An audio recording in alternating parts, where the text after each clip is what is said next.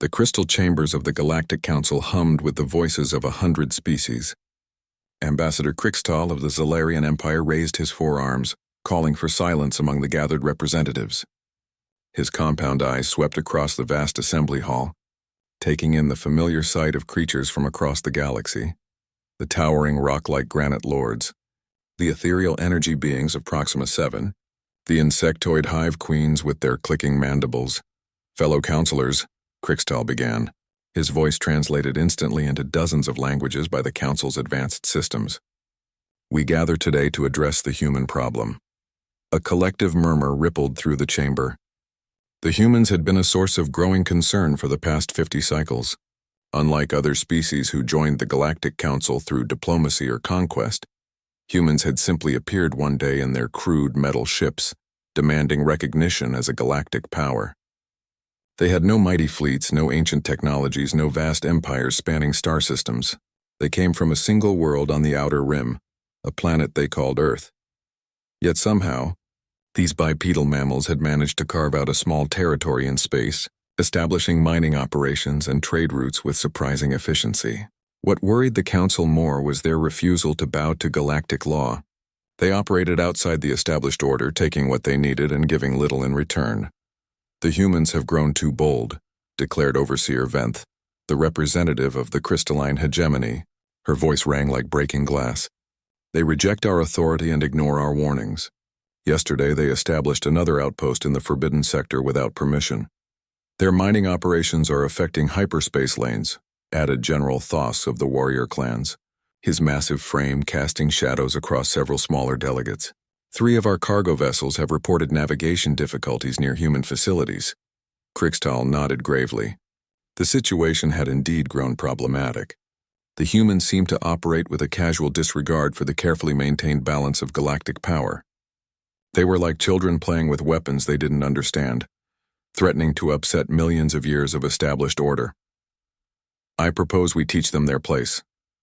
Krixtal continued, a surgical strike against one of their outer facilities. Nothing too dramatic, just enough to remind them that they are not alone in this galaxy, and that actions have consequences. The vote was swift and nearly unanimous. Only the enigmatic observers abstained, as they always did. The target was chosen quickly, a remote human facility designated as Baba Yaga Station on their star charts. It appeared to be a simple mining and research outpost, lightly defended and far from any major human settlements, perfect for sending a message without triggering a larger conflict. Admiral Zephon of the Council fleet received his orders within the hour. A veteran of countless campaigns, he commanded respect across the galaxy. His flagship, the Eternal Judgment, was a masterpiece of Council engineering. 2 kilometers of advanced armor and weaponry that had brought dozens of worlds into compliance over the centuries. Minimal casualties, the Admiral's orders read. Disable their facilities, capture key personnel for questioning, and withdraw. This is a demonstration of power, not an act of war. 3 days later, Admiral Zephon's task force arrived at the coordinates of Baba Yaga Station. The fleet consisted of 12 vessels, including the Eternal Judgment, 4 heavy cruisers, and 7 support craft. More than enough firepower to overwhelm a simple mining outpost. Through the viewing portal of his command deck, Admiral Zephon studied the human facility. It was surprisingly modest, a collection of interconnected modules surrounding a central hub, with several docking ports and what appeared to be mining equipment. A few small craft were moored nearby, but nothing that posed any threat to his fleet. Scan the station, he ordered his tactical officer, a sharp-minded helix who had served with him for years. I want a complete analysis of their defenses and personnel count. The results were puzzling. The station showed minimal energy signatures, suggesting a small crew and basic life support systems. No weapons platforms were detected, no shield generators, no defense satellites. If not for the occasional movement of small craft and the steady stream of communications traffic, Admiral Zephon might have assumed the station was abandoned. Sir, his communications officer reported, we're receiving a transmission from the station. Put it through. The main view screen flickered to life, revealing a human male seated behind what appeared to be a desk. He was dressed in an impeccable black suit, his dark hair neatly styled, his pale hands folded calmly before him. Behind him, Admiral Zephon could see what looked like an ordinary office, bookshelves, A few personal items, nothing suggesting military importance. "Good evening," the human said, his voice carrying an odd accent that the translation system struggled to process. "I am John Smith, administrator of this facility. To what do I owe the pleasure of this visit?" Admiral Zephan was taken aback by the human's calm demeanor. Most species, when faced with an overwhelming military force, showed some sign of fear or submission. This human sat as casually as if he were receiving a routine business call. "I am Admiral Zephan of the Galactic Council Fleet," he announced formally. "By order of the Council, this facility is in violation of established galactic law. You will surrender immediately and prepare for occupation." The human, John Smith, tilted his head slightly, a gesture that somehow seemed both curious and dangerous. "I'm afraid there's been some misunderstanding, Admiral. This facility operates under the sovereign authority of Earth. We don't recognize Galactic Council jurisdiction in this sector." "Your recognition is irrelevant," Admiral Zephan replied coldly. "You have 30 minutes to evacuate all personnel and prepare for surrender. Any resistance will be met with overwhelming force." John Smith smiled then, and something about that expression made Admiral Zephan's blood run cold. It was the smile of a predator who had just realized his prey had walked willingly into his den. "Admiral," John Smith said quietly, "I believe you should reconsider. You see, this isn't just any human facility. This is Baba Yaga Station, and I think you should know exactly what that means before you make your next move." The transmission ended, leaving Admiral Zephan staring at a blank screen. He had never heard the name Baba Yaga before, but something about the way the human had said it sent an unexpected chill through his multi-chambered heart. Admiral Zephan paced the command deck of the Eternal Judgment, his 4 legs clicking against the polished metal floor. 27 minutes had passed since his ultimatum, and the human station showed no signs of evacuation. No ships had launched, no distress signals had been sent, no frantic communications requesting mercy or negotiation. The station simply continued its quiet operations as if the most powerful fleet in this sector wasn't hovering at its doorstep. "Status report," he barked to his tactical officer. "No change, sir. The station maintains minimal power output. We're detecting 17 life signs aboard the facility. All appear to be human." The Helix paused, manipulating his scanner with practiced efficiency. "Sir, there's something odd about their energy readings." "Explain." "The power distribution doesn't match their apparent infrastructure. They're drawing significantly more energy than their visible system should require. Either they have heavily shielded equipment or—" The tactical officer's voice trailed off uncertainly. "Or what, Lieutenant? Or our scanners aren't detecting everything, sir." Admiral Zephan's mandibles clicked with irritation. In 300 years of service, his sensors had never failed to provide accurate intelligence. These humans with their primitive technology shouldn't be capable of blocking Council scanning systems. 2 minutes remaining, announced his timekeeper. "Should I signal the fleet to attack positions?" Before Admiral Zephan could respond, his communications officer gestured urgently. "Sir, incoming transmission from the station again." The view screen activated, once more revealing the human in the black suit. John Smith sat in the same position, but now Admiral Zephan noticed details he had missed before. The man's eyes were pale gray, almost colorless, and they seemed to look through the camera rather than at it. His smile had vanished, replaced by an expression of polite disappointment. "Admiral," John Smith said, "I was hoping you might reconsider your position. You see, attacking this station would be inadvisable. Your time has expired, human. Surrender now, or face the consequences." John Smith leaned back in his chair, and for the first time Admiral Zephan caught a glimpse of something hanging on the wall behind the desk. It looked like a weapon of some kind, but the design was unfamiliar, sleek and predatory in a way that made the Admiral's combat instincts tingle with unease. "Very well," John Smith said softly. "But before you begin, let me ask you something, Admiral. In all your years of service, have you ever wondered why humanity has survived as long as it has?" "Survived?" Admiral Zephan scoffed. "You've barely existed for more than a few cycles. You're newcomers to the galaxy. Oh, Admiral, we've been here much longer than you think. We just haven't been visible." John Smith's pale eyes seemed to focus directly on him through the screen. "Tell me, have you ever heard stories about ships that vanish in deep space? Pirate fleets that simply disappear? Entire civilizations that suddenly decide to abandon conquest and turn peaceful?" A cold sensation began spreading through Admiral Zephan's chest. Old tales whispered among spacers and military personnel. Ships found drifting empty, their crews gone without a trace. Warlords who abruptly ceased their campaigns and retreated to their home worlds, refusing to speak of what had changed their minds. Fairy tales, the Admiral said, but his voice lacked conviction. Are they? John Smith stood, and Admiral Zephon realized the human was taller than he had appeared while seated. Much taller. We've been the galaxy's cleaning service for a very long time, Admiral. We remove problems.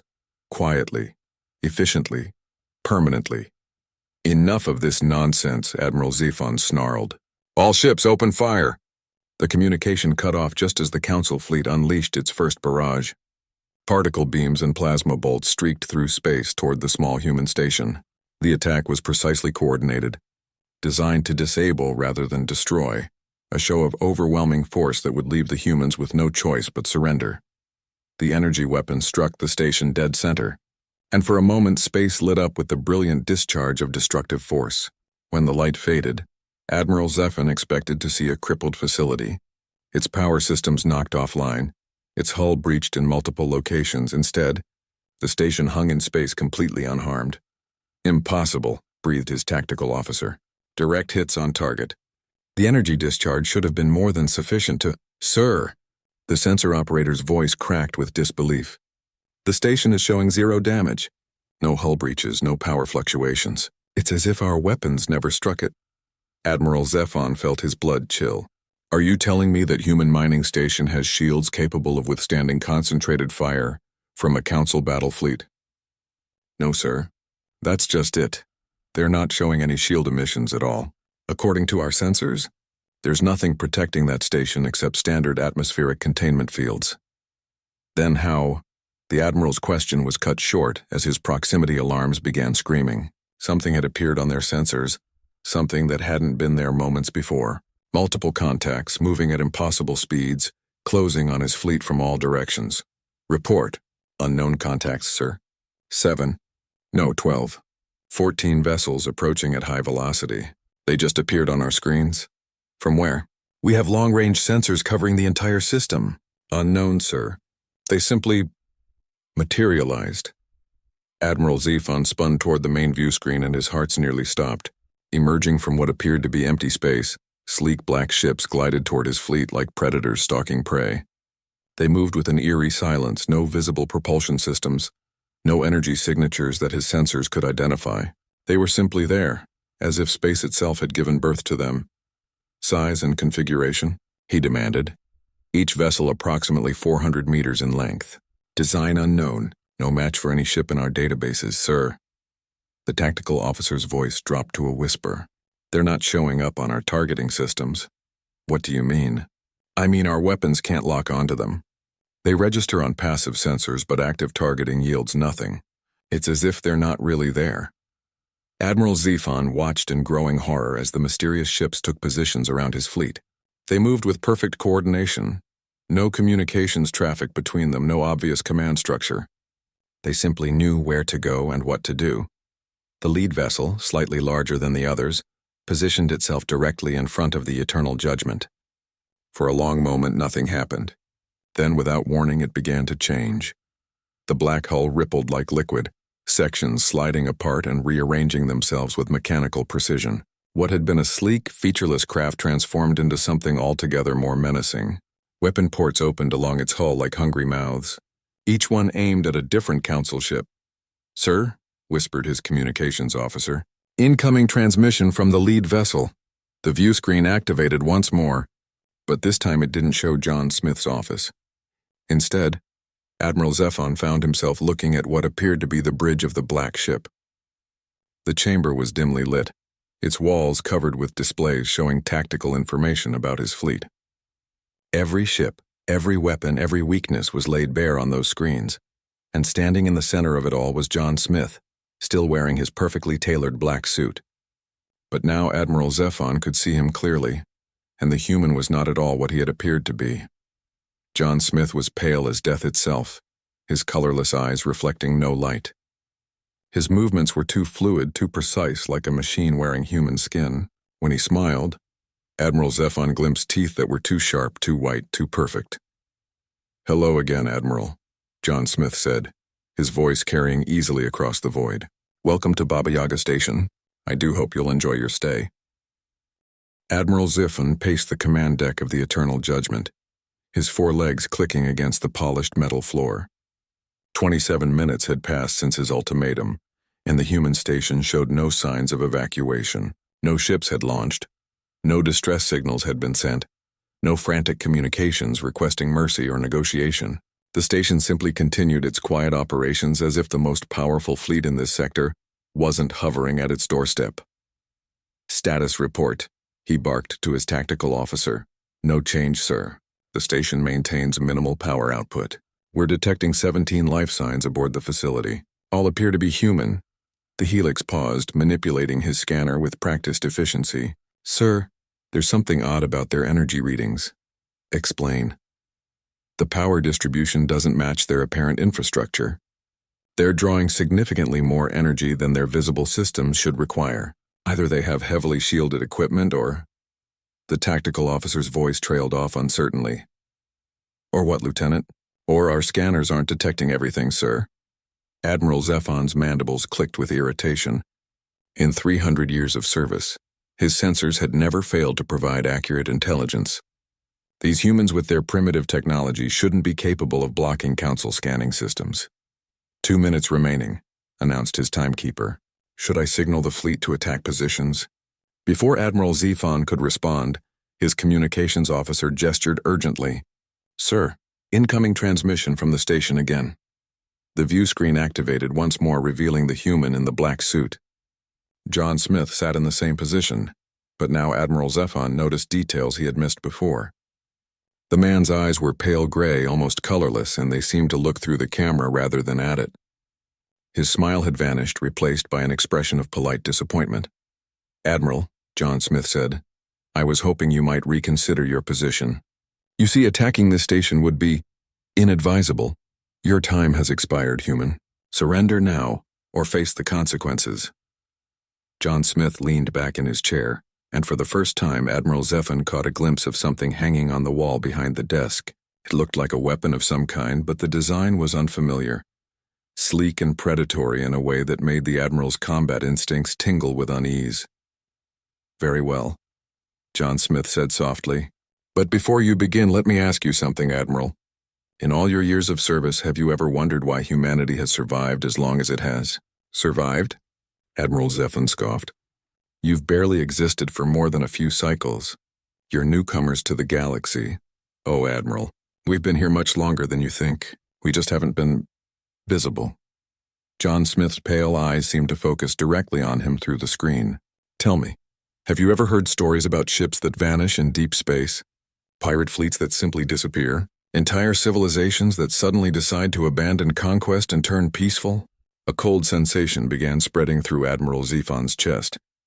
Old tales whispered among spacers and military personnel. Ships found drifting empty, their crews gone without a trace. Warlords who abruptly ceased their campaigns and retreated to their home worlds, refusing to speak of what had changed their minds. Fairy tales, the Admiral said, but his voice lacked conviction. Are they? John Smith stood, and Admiral Zeffon realized the human was taller than he had appeared while seated. Much taller. We've been the galaxy's cleaning service for a very long time, Admiral. We remove problems, quietly, efficiently, permanently. Enough of this nonsense, Admiral Zeffon snarled. All ships, open fire! The communication cut off just as the Council fleet unleashed its first barrage. Particle beams and plasma bolts streaked through space toward the small human station. The attack was precisely coordinated, designed to disable rather than destroy.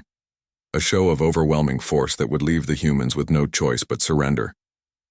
The energy weapon struck the station dead center, and for a moment space lit up with the brilliant discharge of destructive force.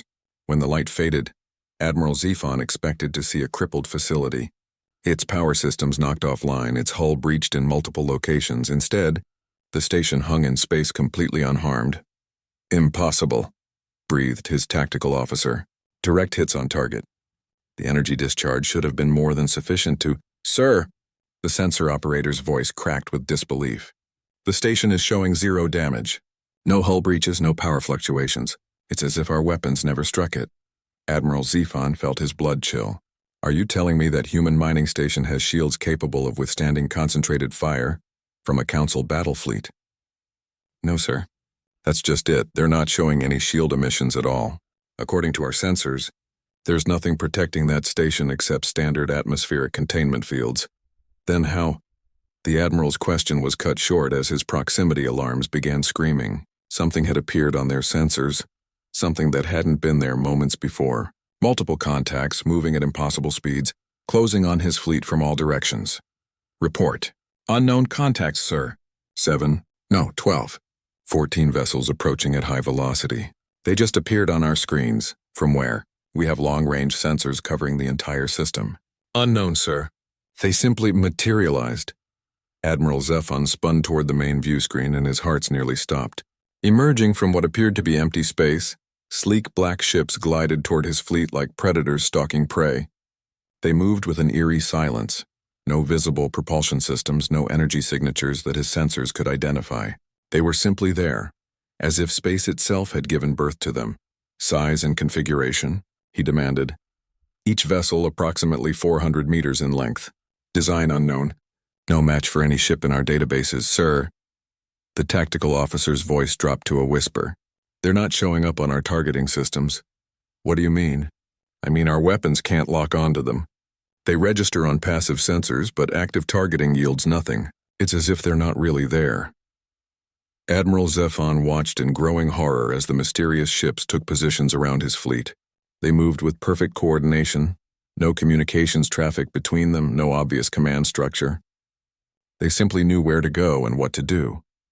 The lead vessel, slightly larger than the others, positioned itself directly in front of the Eternal Judgment. For a long moment, nothing happened. Then, without warning, it began to change.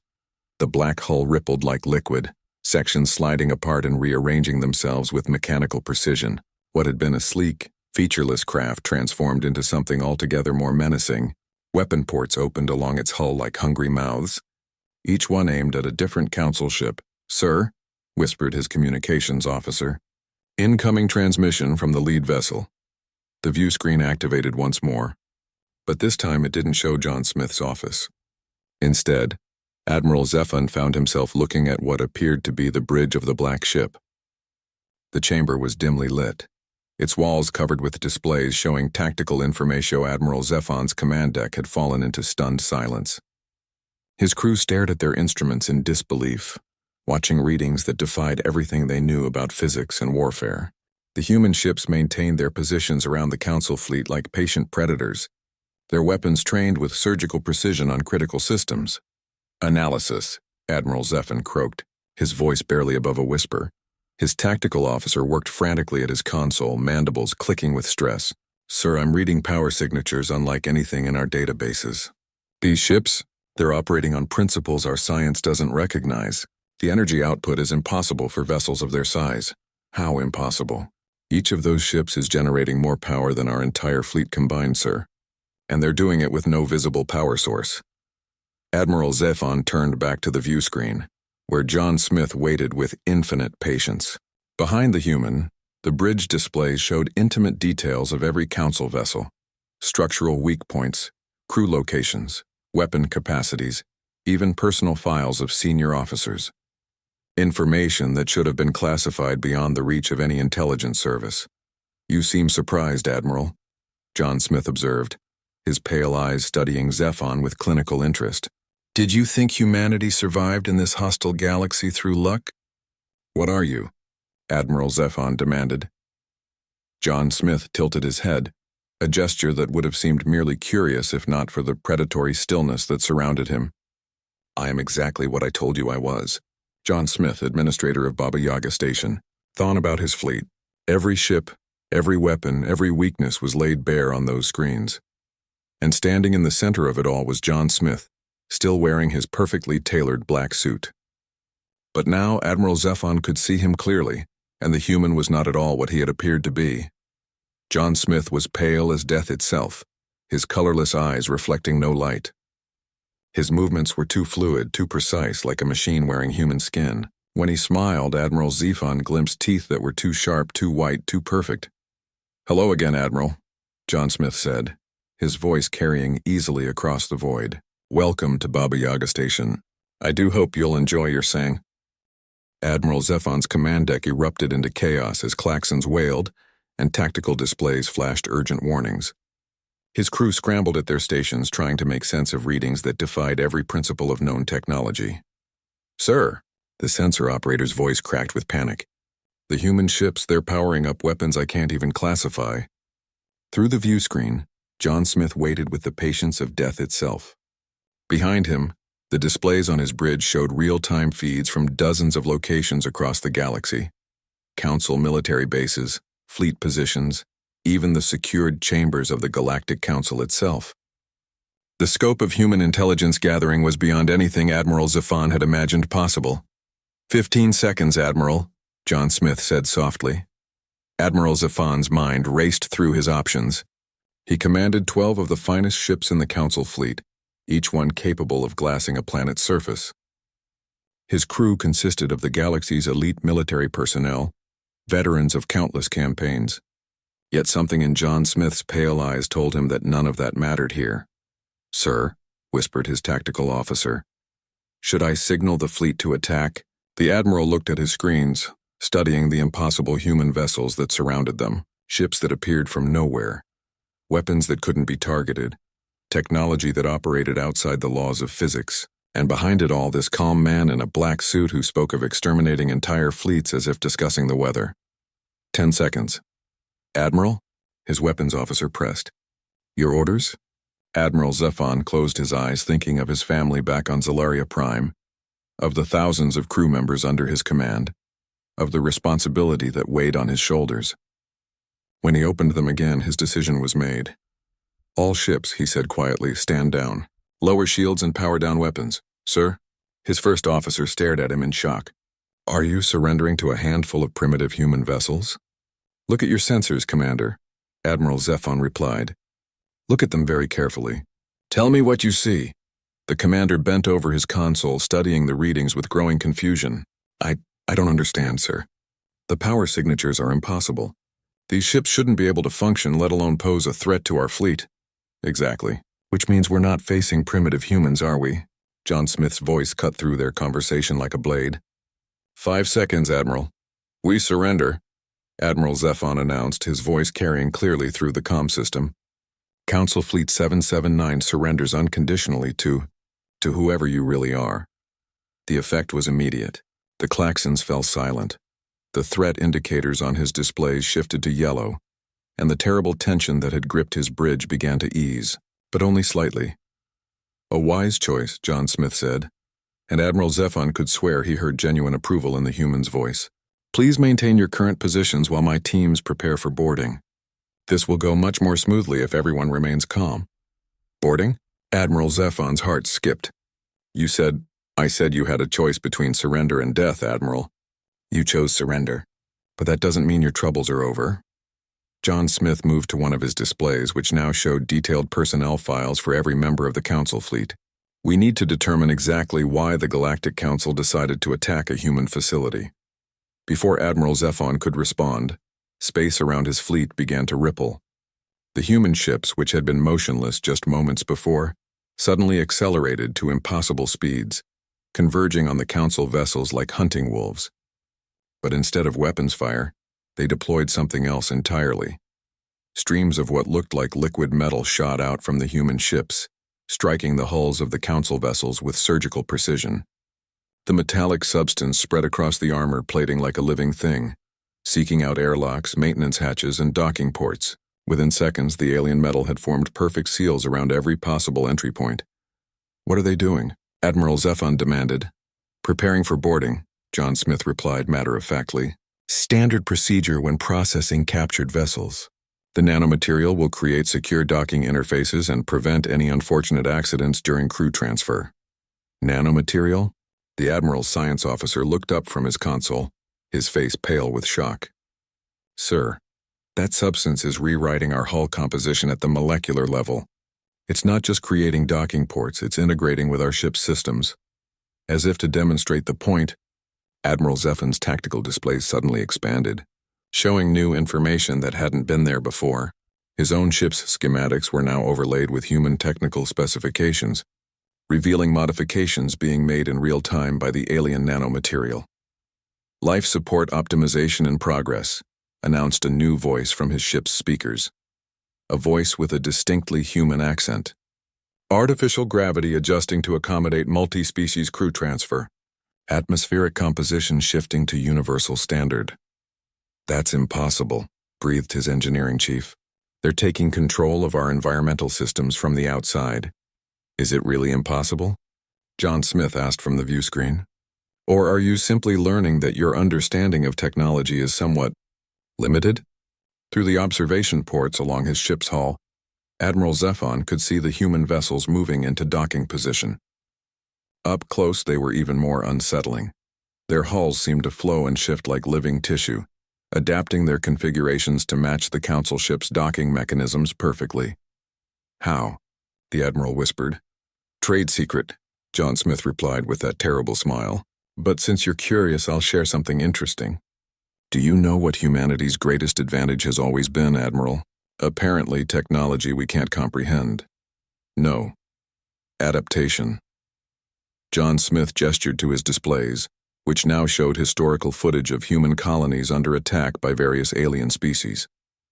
Every time someone tried to destroy us, we learned from them. Every weapon they used against us, we studied and improved upon. Every piece of technology they deployed, we reverse-engineered and made our own.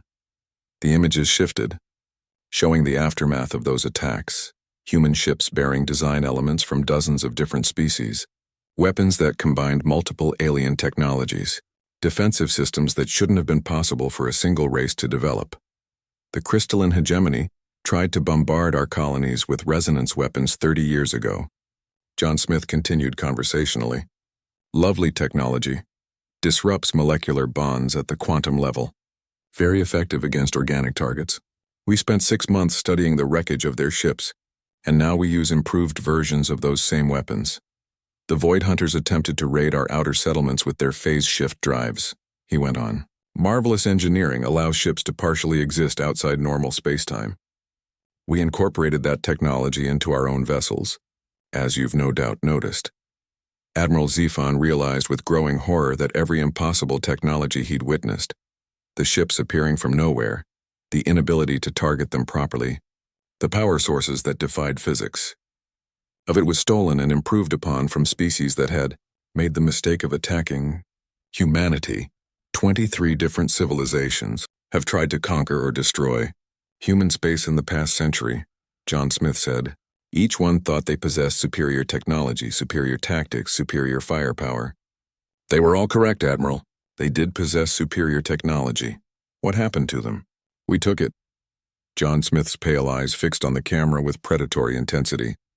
We took their technology, their tactics, their weapons, their ships. We took everything that made them dangerous and we made it our own. And then we used their own superiority against them. The docking procedures were completing now. Admiral Zephon could feel the subtle vibrations as the human vessels attached themselves to his fleet.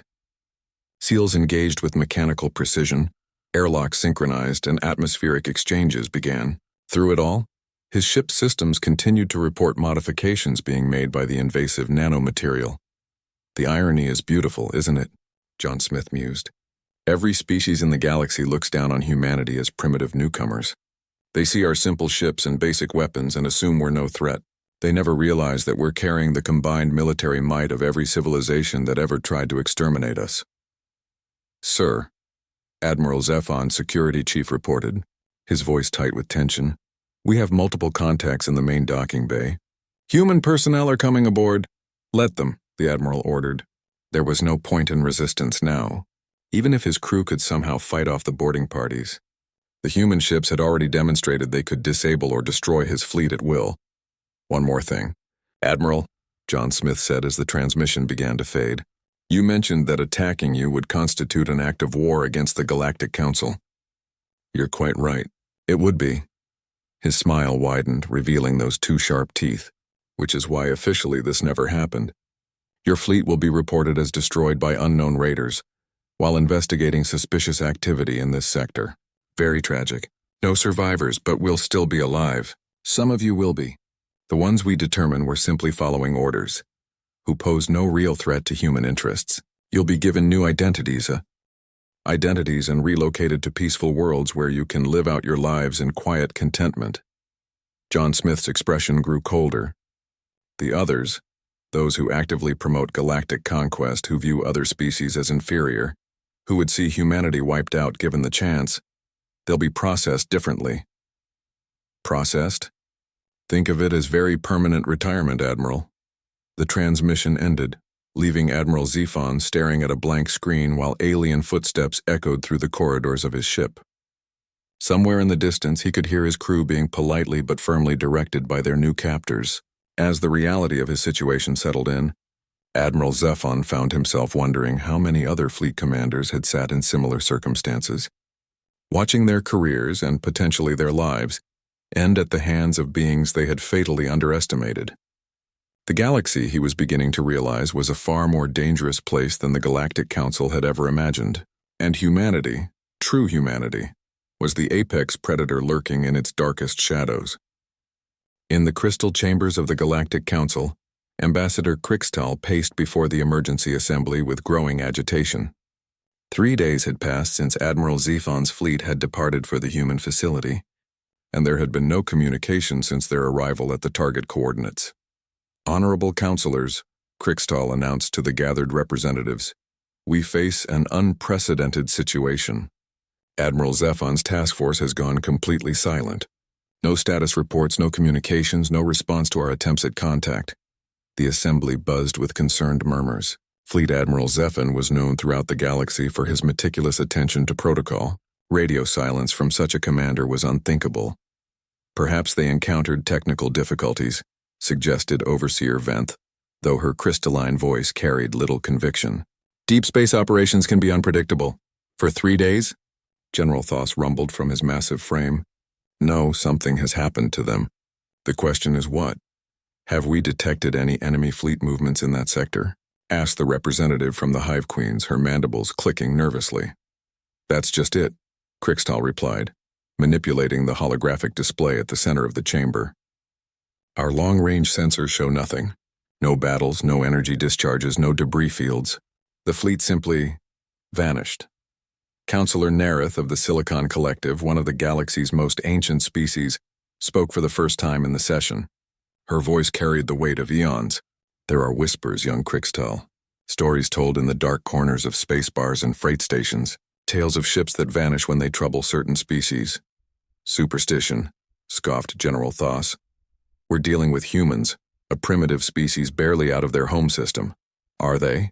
Nerith's crystalline form shimmered with ancient knowledge. How much do we actually know about these humans? What is their true history? Crixtal activated his personal datapad, accessing the Council's files on humanity. They emerged approximately 73 standard years ago. Single planet origin, designation Earth, basic technology, small fleet, limited territorial claims. They've been classified as a minor species with minimal galactic impact. Classified by whom? Nerith pressed. By our intelligence services. Standard first contact protocols were followed. Surveys conducted, threat assessments completed. Crixtal paused, studying the data more carefully. The initial reports were filed by Investigation Team 7 under Commander Malthorn. And where is Commander Malthorn now?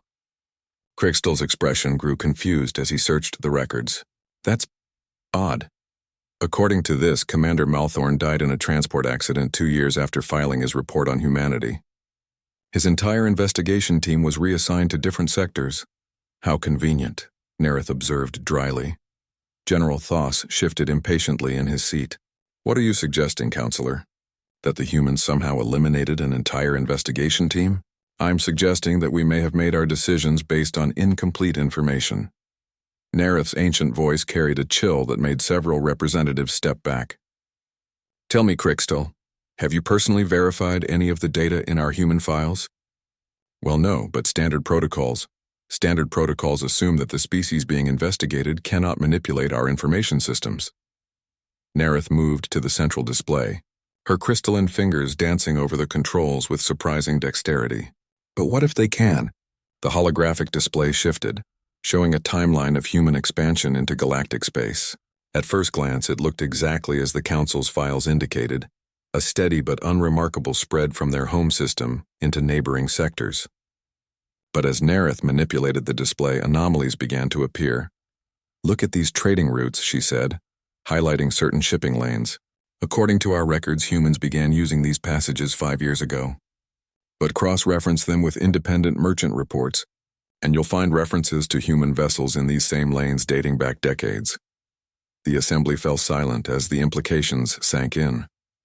"More troubling still," Nerith continued, "are the gaps in our historical records. Over the past century, we've lost contact with 47 aggressive species. Pirates, raiders, would-be conquerors, all simply disappeared from galactic politics.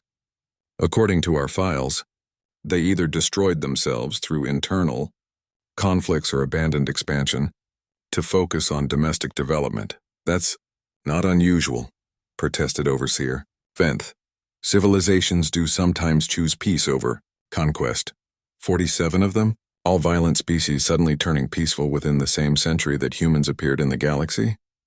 Nerith's display now showed the locations where these species had operated, marking their territories with red indicators. "And look at this pattern. The red zones formed a loose sphere around human space, with clear corridors leading to major trade routes and strategic positions. It was as if something had systematically cleared threats from an ever-expanding area, creating safe passages for human expansion." "This is speculation," General Thos growled, but his voice lacked its usual confidence. "Is it?" Nerith pulled up another file, one that made several counselors gasp in recognition. 3 months ago, the Ravager fleet attacked a human convoy in the outer terminus. 87 ships under Warlord Kesrith, one of the most feared pirates in the galaxy. The attack was recorded by multiple independent sources. "I remember that incident," said the representative from the trading consortium. "The convoy requested assistance, but by the time our peacekeeping forces arrived, the situation had been resolved." "Resolved how?" "The convoy was intact, the crew unharmed. They reported that the Ravager fleet had simply left. Kesrith apparently decided the cargo wasn't worth the trouble and withdrew his forces." "And did anyone find that explanation satisfactory?" The trading consortium representative shifted uncomfortably. "It was unusual but not unprecedented. Pirates sometimes withdraw when they encounter unexpected resistance." Nerith manipulated the display again, showing long-range sensor data from that engagement. According to independent monitoring stations, the Ravager fleet's energy signatures vanished exactly 17 minutes after the initial attack. Not withdrew, vanished. As if 87 ships simply ceased to exist. "Sensor malfunction," General Thos suggested weakly. "From multiple independent sources, all experiencing identical malfunctions at the same time?" Nerith's ancient eyes fixed on the general. "Or perhaps something else happened to the Ravager fleet, something our files don't mention because someone has been very carefully editing our records." The chamber erupted in arguments as the representatives tried to process what they were hearing. Through it all, Crixtal sat in stunned silence, realizing the magnitude of what they might have done. "If you're right," he said finally, his voice cutting through the chaos, "if the humans have been systematically eliminating threats while maintaining the illusion of being a minor species, then we've just sent our finest fleet to attack the most dangerous predators in the galaxy," Nerith finished grimly. "Impossible," protested Overseer Venth. "Our intelligence services would have detected such deception." "Would they? Or have our intelligence services been compromised for longer than we care to admit?" Nerith brought up a final display, a comprehensive analysis of data corruption in council files. Subtle alterations, missing records, personnel transfers that make no sense, all centered around information related to humanity.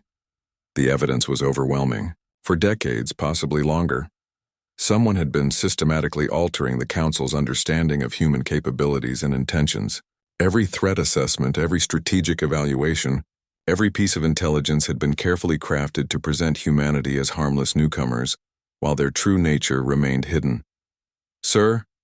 A junior aide rushed into the chamber, his face pale with panic. "Priority message from the Defense Command. They've lost contact with Admiral Zephan's entire fleet. All transponder signals went dark simultaneously 3 days ago. Any distress calls? Any indication of what happened?" Nothing, sir. One moment they were reporting normal operations, the next, silence. General Thoth stood slowly, his massive frame casting shadows across the assembly. If Counselor Nerith is correct, if we've stumbled into a conflict with a species capable of eliminating entire fleets without leaving evidence, then we've made a mistake that could destroy the Council. Crystal finished. Nerith's crystalline form shimmered with what might have been sadness. There's something else you should know. Something that wasn't in the official reports. She paused as if gathering courage for what came next. I've been alive for 12,000 years. I've seen civilizations rise and fall, watched empires crumble into dust, and in all that time I've learned to recognize the signs when apex predators are moving through the galaxy. What signs? Crystal whispered.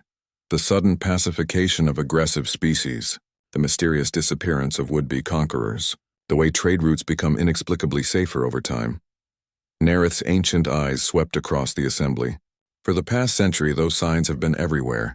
Something has been hunting the hunters, eliminating the eliminators. Something that leaves no trace of its passing except the silence where threats used to be. And you think that something is humanity? I think humanity has been gardening the galaxy, Counselor Crystal, carefully tending their growing space by removing the weeds, the violent species that would threaten peaceful development. And we just sent a military fleet to attack their gardeners. The implications hit the assembly like a physical force. If humanity truly possessed the capability to eliminate entire fleets while maintaining perfect operational security, if they had been secretly shaping galactic politics for decades while appearing to be harmless newcomers. What do we do? Asked Overseer Venth, her crystalline voice small and frightened. Nerith looked at the displays showing empty space where Admiral Zephon's fleet should have been, then at the altered records that had hidden humanity's true nature for so long. We pray, she said quietly, that they're more merciful than the species they've replaced. The Council's emergency session was interrupted by the soft chime of an incoming priority transmission.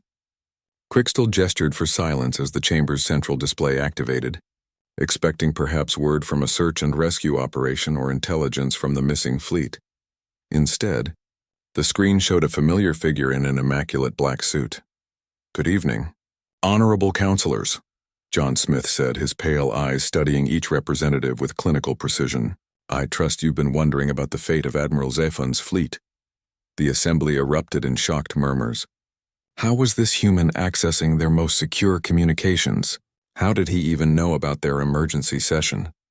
You're the administrator of the facility our fleet was sent to investigate, Crystal said, fighting to keep his voice steady. Among other things, yes. John Smith's smile was polite but predatory. I'm calling to inform you that Admiral Zephon and his fleet are safe, mostly.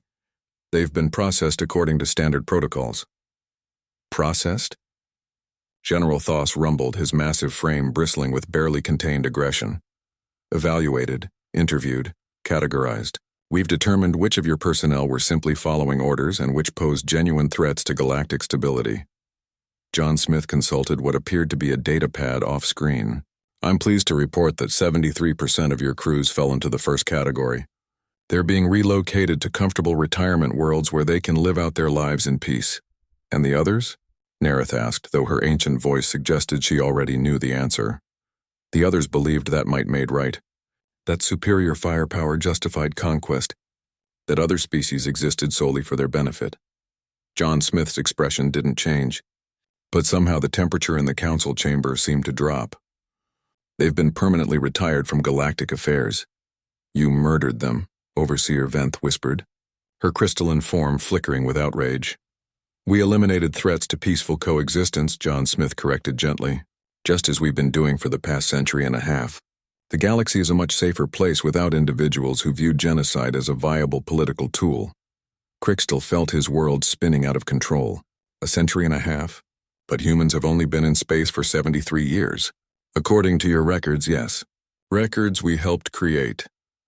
John Smith moved slightly, and the background behind him shifted, revealing what appeared to be a vast command center filled with monitoring stations and tactical displays. We've been somewhat careful about managing galactic perceptions of humanity.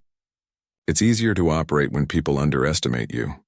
The implications struck the assembly like hammer blows. Not only had humanity been secretly active far longer than anyone suspected, but they'd been actively manipulating the Council's understanding of galactic affairs. Why? Nerith asked. Why the deception? Why not reveal your true capabilities? Because, Counselor Nerith, the galaxy functions better when people believe in the myth of gradual progress and peaceful coexistence. Most species prefer to think that raiders and warmongers simply fade away naturally, rather than being systematically hunted down and eliminated. John Smith's pale eyes fixed on the ancient counselor. It's much easier for civilizations to develop peacefully when they don't know that apex predators are watching from the shadows. You're talking about mass murder on a galactic scale, General Thoss accused. I'm talking about pest control, John Smith replied calmly. Every species that humanity has removed from the equation was actively engaged in destroying others. Pirates who preyed on civilian populations, warlords who committed genocide for territory, raiders who enslaved entire worlds. We didn't eliminate peaceful traders or explorers or artists. We removed cancers from the galactic body. The display behind John Smith shifted, showing a three-dimensional map of the galaxy. Red markers indicated locations where violent civilizations had once operated, while green zones showed areas of peaceful development and trade. The pattern was unmistakable. Wherever the red markers had vanished, green zones had flourished. Your own records show the results, John Smith continued. Piracy down by 87% over the past century, territorial wars reduced to minor border disputes, slavery abolished in 43 star systems. The galaxy has never been more peaceful, more prosperous, or more conducive to scientific and cultural advancement. Because you've been secretly murdering anyone who disagreed with your vision of order, General Thoss snarled. No, General. Because we've been removing individuals who thought that murdering others was an acceptable way to achieve their goals. John Smith's voice remained calm, but something cold and final crept into his tone. There's a difference between disagreement and predation.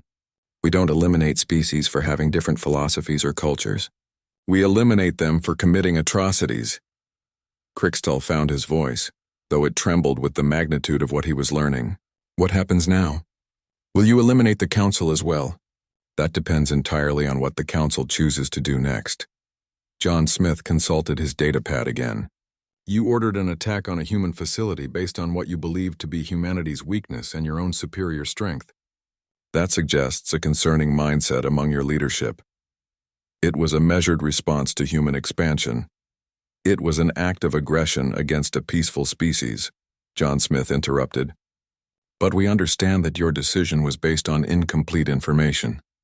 Information we deliberately provided to maintain operational security. The display shifted again, now showing real-time feeds from dozens of Council worlds. Ships in orbit, military installations, government buildings, all apparently under human surveillance. However, John Smith continued, attacking Baba Yaga Station has forced us to reveal capabilities we prefer to keep hidden. That creates complications. What kind of complications? Nerith asked, though her ancient voice suggested. She feared the answer, the kind that require us to ensure this information doesn't spread to potentially hostile species. John Smith's smile was apologetic but utterly final. You now know that humanity possesses technology and capabilities that could destabilize galactic politics if widely known. We can't allow that knowledge to leave this chamber. The Council representatives looked at each other with growing horror. Were they about to suffer the same fate as the retired members of Admiral Zephon's fleet? You have three options, John Smith explained, as if discussing mundane administrative matters. First, you can continue governing the galaxy as you have been, but with full knowledge of humanity's role as quality assurance. We'll provide you with a list of activities and policies we consider problematic, and you'll adjust accordingly. You're talking about surrendering Council sovereignty to human oversight, Crixtall protested. We're talking about preventing the Council from making decisions that would necessitate our more direct intervention, John Smith corrected. You can govern however you like, as long as your governance doesn't threaten peaceful species or stability. What's the second option? General Thoss demanded. Retirement. We relocate all current Council leadership to pleasant worlds where you can live comfortably, but without access to galactic politics. New leadership is selected from species and individuals we've determined to be genuinely committed to peaceful coexistence. And the third option? John Smith's expression didn't change, but Every representative in the chamber felt a chill run down their spine. Permanent retirement. For leaders whose mindsets are fundamentally incompatible with a peaceful galaxy. The silence that followed was deafening. The assembled representatives, leaders of civilizations spanning thousands of worlds, sat in stunned recognition of their complete powerlessness. They had stumbled into contact with apex predators wearing the masks of harmless newcomers, and now those predators were deciding their fate. "How long do we have to decide?" Crixtal asked quietly. "You don't." John Smith's pale eyes swept across the assembly one final time. "We've been monitoring this emergency session since it began. We've analyzed your psychological profiles, your political positions, your personal histories. The decision has already been made for each of you." The display behind him shifted once more, showing detailed files on every representative present. Some were marked with green indicators, others with yellow, and a few with red. Those marked in green have demonstrated genuine commitment to peaceful governance and will be allowed to continue in their positions under the new arrangement. Those marked in yellow have shown concerning tendencies but are capable of reform. You'll be subject to enhanced monitoring and guidance. Those marked in red, he didn't need to finish. The red-marked representatives, including General Thoss and two others known for their aggressive expansionist policies, had gone pale with terror. "This is unconscionable," whispered Overseer Venth, though Crixtal noticed with relief that her file was marked in yellow. "This is necessary," John Smith replied. "The galaxy has enjoyed unprecedented peace and prosperity because we've been quietly removing elements that threatened that stability. We're simply formalizing the arrangement. And if we refuse? If we try to warn other species about what you really are?" John Smith's smile was patient and utterly confident. "Counselor, we've been editing galactic records and managing information flow for over a century. 6 months after the incident at Baba Yaga Station, the galaxy had settled into what historians would later call the Great Adjustment. To most citizens across the hundreds of inhabited worlds, nothing seemed to have changed. Trade continued, scientific research advanced, and cultural exchanges flourished. The Galactic Council still met in its crystal chambers, still passed legislation, still maintained the illusion of democratic governance. But those who looked closely could see the subtle differences. Ambassador Crixtal stood in his private office aboard Council Station, gazing out at the stream of vessels passing through the main shipping lanes. His desk held the same reports and diplomatic communiques as always. But now each document bore a small notation in the corner, a discrete symbol indicating it had been reviewed and approved by humanity's shadow administration. The transition had been remarkably smooth.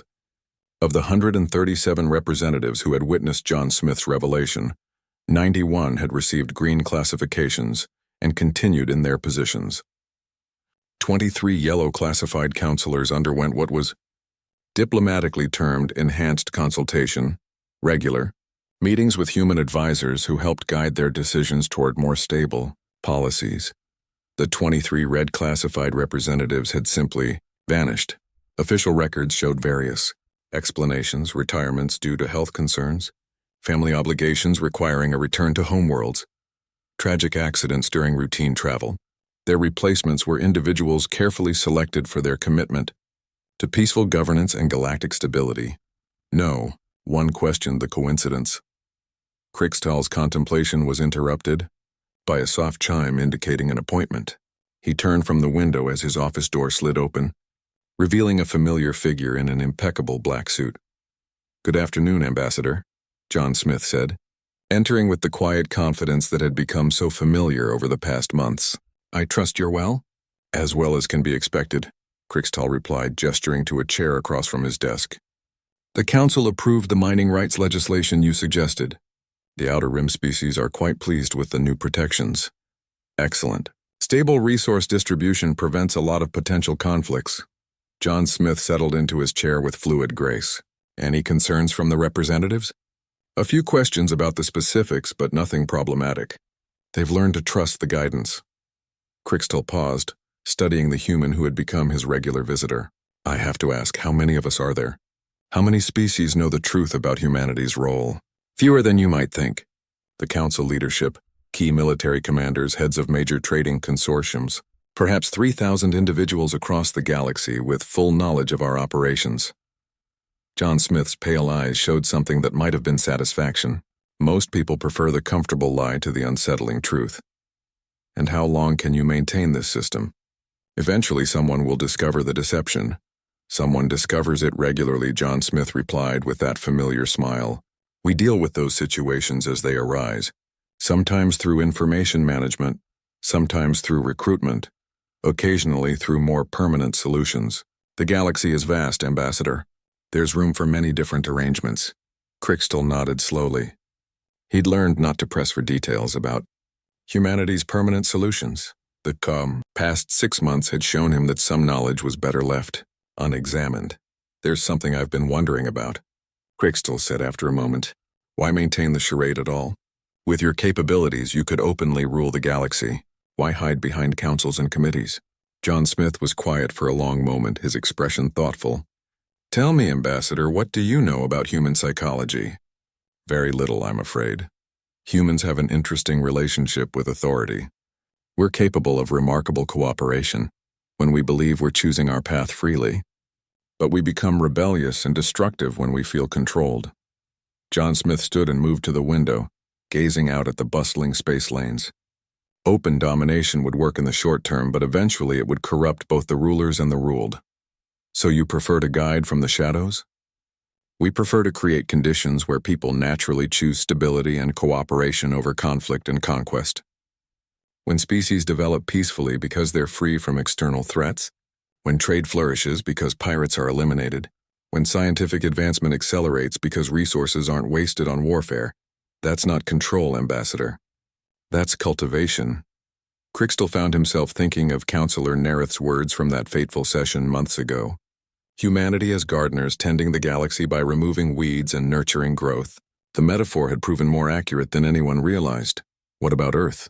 He asked. What do they know about your operations? John Smith's laugh was soft and genuinely amused. Earth knows exactly what we want them to know. They see us as their stellar navy, protecting human interests and maintaining peaceful relations with alien species. They're quite proud of how well humanity has integrated into galactic society. And the humans we encounter in trade and exploration, completely genuine. They're living the lives they want to live, pursuing their dreams and building their futures. They have no idea that their safety and freedom are maintained by others. John Smith turned back to Crystal, his pale eyes reflecting an emotion the ambassador couldn't identify. That's how it should be. Children shouldn't have to know about the monsters their parents fight to keep them safe. The comparison sent a chill through Crystal. Humanity saw itself as the galaxy's protector, the species that fought monsters so others could live in peace. But what happened when the protectors became the thing that needed protection from? How many other species know what you really are? Crystal asked. You mean species like us? There are a few scattered across the galaxy. Ancient races that learn to operate from the shadows, powers that prefer influence to open rule. We maintain professional relationships with them, mutual non-interference agreements. And if someone discovered your operations and chose to expose them, if they had the capability to spread the information faster than you could suppress it, John Smith's expression didn't change, but something in his stillness made Crystal's blood run cold. That would be unfortunate for everyone involved, Ambassador. Galactic stability depends on maintaining certain illusions. If those illusions were shattered suddenly, the resulting chaos would require much more direct intervention. The implication was clear. Humanity's shadow rule was the gentlest option available. The alternatives would be far worse for everyone. I should go, John Smith said, checking what appeared to be a standard timepiece. I have several other appointments today. The hegemony is considering new territorial expansions that require careful guidance. Of course. Crystal stood as his visitor prepared to leave. One last question, if I may. Do you ever regret it? The necessity of operating in shadows, of making decisions that affect billions without their knowledge. John Smith paused at the door, his hand resting on the frame. For a moment his composed mask slipped, revealing something almost human underneath. Every day, Ambassador, every single day. His voice carried weight that spoke of countless difficult decisions and their consequences. But regret is a luxury that apex predators can't afford. The galaxy is safer and more prosperous than it's been in millennia. Billions of beings live peacefully, pursue their dreams, and raise their families without fear of raiders or conquerors or genocidal empires. He turned back to Crixtal, and his usual mask of polite professionalism was firmly in place. That piece is worth any price we have to pay to maintain it. After John Smith left, Crixtal returned to his window overlooking the shipping lanes. Below him, vessels from dozens of species moved in orderly patterns, their crews unaware that their safety was maintained by forces they couldn't see and wouldn't understand. The galaxy hummed with peaceful activity, trade, exploration, cultural exchange, scientific advancement. Children of 100 species grew up in a universe where violence was rare and justice, though hidden, was absolute. It was a better galaxy than the one Crixtal had been born into, where might made right and the strong preyed upon the weak without consequence. But it was also a galaxy built on a foundation of secrets and maintained by beings who had appointed themselves as judge, jury, and executioner for entire civilizations. As night fell over Council Station, Crixtal wondered if future generations would thank them for the peace they had helped create, or curse them for the choices they had allowed others to make in their name. In the end, he supposed it didn't matter. The galaxy spun on, peaceful and prosperous, while somewhere in the darkness between stars, Death continued to wear a suit and maintain the garden of civilization with quiet, efficient hands. And if the gardeners sometimes had to remove more than weeds to keep the garden healthy, well, that was a price they seemed willing to pay. For everyone's sake.